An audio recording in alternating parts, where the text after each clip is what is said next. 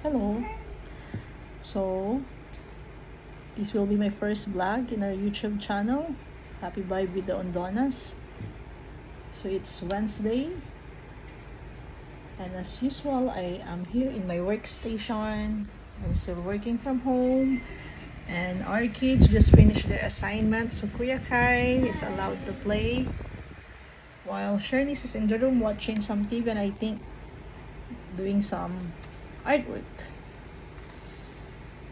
So for everyone's reference, we are a Filipino family. So I speak Tagalog, and because since we are in Singapore, so at times I speak in English. I'm a homeschooler mom, so our kids are under homeschool program. So if any one of you there have any question or anything to share about your homeschooling journey, please do feel free to share, and we can help each other and other parents like us. Yes, it is very challenging but very rewarding at the same time. So let's share some inputs so we can support each other. Have a good day. God bless.